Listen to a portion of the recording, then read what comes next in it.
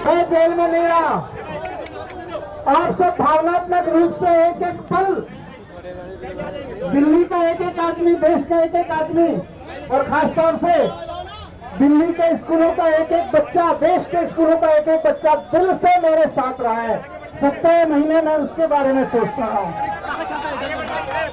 मैं आज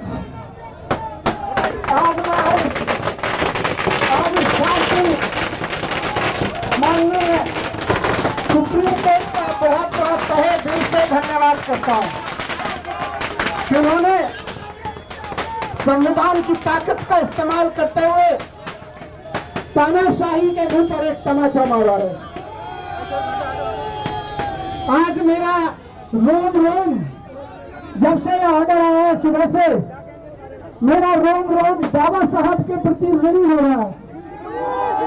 एक एक पल मैं समझ नहीं पा रहा हूं कि आज इतने दिनों बाद, इतने वर्षों बाद बाबा साहब के प्रति कर्ज को हम कैसे उतारेंगे।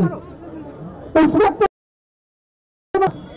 कि आने वाले समय में अगर कोई तानाशाही सरकार आके निर्दोष लोगों को जेल में डालेगी तो संविधान उसको बचाएगा।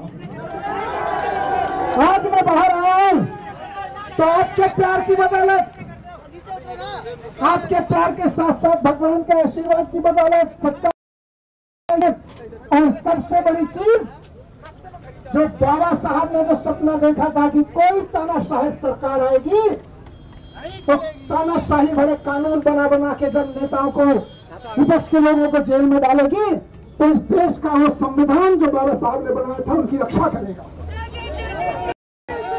मैं बाबा साहब का और इस देश के संविधान के एक एक शब्द का ऋणी हूं और अब मेरा पूरा जीवन बाबा साहब का और संविधान का ऋणी है। देश की सबसे बड़ी अदालत की डबल बेंच ने, जिसमें जस्टिस गवई और जस्टिस केवी विश्वनाथन थे, उन्होंने एक लैंडमार्क फैसला दिया और ये फैसला ना सिर्फ मनीष सिसोदिया जी के लिए बल्कि तमाम उन पॉलिटिकल प्रिजनर्स के लिए मील का पत्थर साबित होगा जो बिना किसी सबूत, गवाह, PMLA prevention of money laundering act के काले कानून के तहत जेल के अंदर सड़ रहे हैं। कोर्ट ने कुछ बड़ी बातें अपने फैसले में कही हैं जो मुझे लगता है पूरे देश के लिए, खासतौर पे वो जो टीवी बहस के अंदर चलता है, उसके लिए एक रोशनी देने का काम करेगी। नंबर 1, कोर्ट ने कहा राइट, जेल इज एक्सेप्शन। यह सिद्धांत है देश की कानून व्यवस्था का कि आप किसी को बेल दें वो उसका हक है और आप उसको जेल में रखें वो एक अपवाद है, एक्सेप्शन है। और यहां पे ये मामला इसलिए साबित होता है बिना किसी कानून के, बिना किसी सबूत के, बिना किसी गवाह के 17 महीने तक मनीष सिसोदिया जी जेल में हैं। कानून ये कहता है कि आप मुकदमा कीजिए, सबूत रखिए, गवाह रखिए, दोषी साबित कीजिए, कन्विक्शन हो, सेंटेंस कराइए। 5 साल का नहीं, आप 10 साल की सेंटेंसिंग कराइए, आप जेल में रखिए, आपका स्वागत है। मगर जहां पे आपने ट्रायल ही नहीं शुरू की, साबित कुछ नहीं हुआ, वहां पे आप किसी को 17 महीने कैसे जेल में रख सकते हैं। कोर्ट ने कहा कि आज देश में स्नेक्स एंड लैडर, सांप सीढ़ी का खेल चल रहा है। आदमी लोअर कोर्ट में जाता है, जमानत के लिए इंतजार करता है, मैटर रिजर्व हो जाता है, इंतजार करता है, डिसमिस। फिर हाई कोर्ट में जाते हैं, सुनवाई होती है, रिजर्व होता है, इंतजार होता है, डिसमिस। फिर आप सुप्रीम कोर्ट जाते हैं, फिर वापस। ये सांप सीढ़ी का खेल आज केंद्र सरकार ने देश में चलाया हुआ है। इस मामले में सितंबर में केंद्र सरकार और उसकी ईडी ने अंडरटेकिंग दी कि 6-8 महीने के अंदर पूरी ट्रायल को कंप्लीट कर लिया जाएगा। आज हम अगस्त में बैठे हैं, लगभग 1 साल हो गया, ट्रायल शुरू भी नहीं हुआ है। यह बात कोर्ट ने कही। जब ट्रायल शुरू ही नहीं हुआ है, ऐसे मामले में जिसमें हजारों 80,000 से ज्यादा दस्तावेज हैं, 200-250 लोगों से ज्यादा गवाह हैं, 468 गवाह हैं, ऐसे में ट्रायल को तो 10 साल लगेंगे। तो क्या 10 साल आप किसी को बिना कुछ साबित करे जेल में रख सकते हैं? ये तो हो ही नहीं सकता। कोर्ट ने एक और महत्वपूर्ण बात की लोअर जुडिशरी के बारे में, ट्रायल कोर्ट्स और हाई कोर्ट्स के बारे में, कि जब सुप्रीम कोर्ट ने साफ तौर पे कह दिया कि 6 से 8 महीने के अंदर ट्रायल खत्म ना हो तो इनकी जो जमानत है उसको कंसिडर किया जाए, उसके बावजूद लोअर कोर्ट और हाई कोर्ट जो है जमानत देने में हिचकिचा रहे हैं, जिसकी वजह से सुप्रीम कोर्ट के अंदर हर बेल की एप्लीकेशन जाके लंबित हो रही है और सुप्रीम कोर्ट के अंदर ये मामले जो है पेंडिंग जा रहे हैं। सुप्रीम कोर्ट के ऊपर जो है इसका दबाव बन रहा है, जो कि गलत है। एक और बात सुप्रीम कोर्ट ने कही, जब सुप्रीम कोर्ट उठ रहा था तो अभिषेक मनु सिंघवी जी ने मुस्कुरा के कहा, थैंक यू माय लॉर्ड। 6 तारीख को मामला रिजर्व हुआ, 9 तारीख को आपने सुना दिया, स्पीडी फैसला आया। और जस्टिस गवई ने मुस्कुरा के कहा, it is a matter of someone's personal liberty, every day counts. कितनी बड़ी बात देश की सबसे बड़ी अदालत ने कही कि जहां बेल का मामला है, एक एक दिन एक बेगुनाह जिसके ऊपर गुनाह साबित नहीं हुआ वो जेल में है, उसकी पर्सनल लिबर्टी है, जो हमारे कॉन्स्टिट्यूशन के अंदर आर्टिकल 29, 21 के अंदर अंकित है, पर्सनल लिबर्टी, जिसकी वजह से bail is the matter of right. क्या यह बात हमारे हाई कोर्ट नहीं समझते, हमारे ट्रायल कोर्ट नहीं समझते, जहां पे मैटर्स को, खास तौर पे बेल के मैटर्स को रिजर्व करके हफ्तों तक जो है कोर्ट उसके ऊपर बैठ जाती है, महीनों तक बैठ जाती है बेल के मामले में।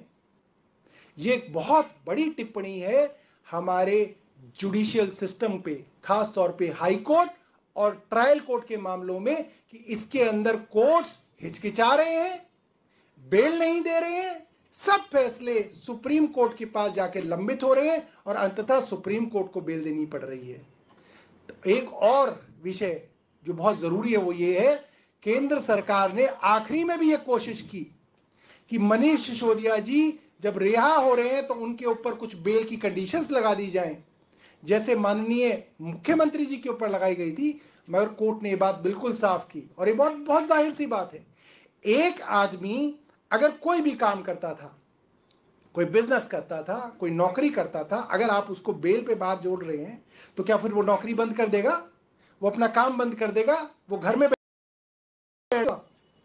कोर्ट ने कहा कि जो वो कर रहे थे उसके ऊपर, उनके ऊपर कोई बंदिश नहीं है, कोई कंडीशन नहीं है, सिर्फ सोमवार को और बृहस्पतिवार को उनको थाने में जाके हाजिरी लगा के बताना है कि मैं उपलब्ध हूं।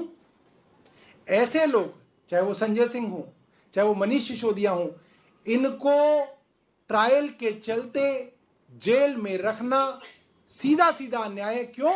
जेल में रखने का सिर्फ एक कारण है कि आप कहीं ट्रायल से भाग ना जाएं। मगर मनीष जी जैसे लोग, संजय सिंह जी जैसे लोग की रूट्स है सोसाइटी में, जो चुने हुए विधायक हैं, मंत्री हैं, सांसद हैं, वो कैसे ट्रायल से भाग?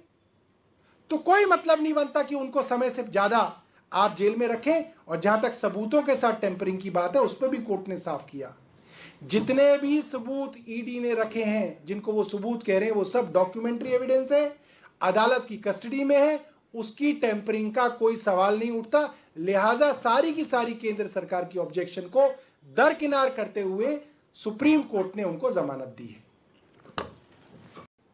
मनीष सिसोदिया जी की जमानत जोरदार तमाचा है तानाशाही के ऊपर, हिटलर शाही के ऊपर, और मोदी सरकार के जुल्म के ऊपर।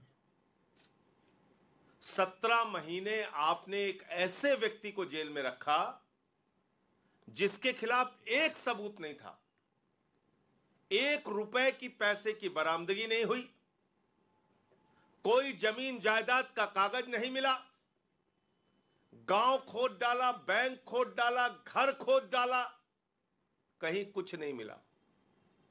लेकिन ईडी वाले, सीबीआई वाले तारीख पे तारीख, तारीख पे तारीख, तारीख पे तारीख, 17 महीने आपने सिर्फ और सिर्फ एक प्रयास किया, मनीष सिसोदिया कैसे जेल में रहें।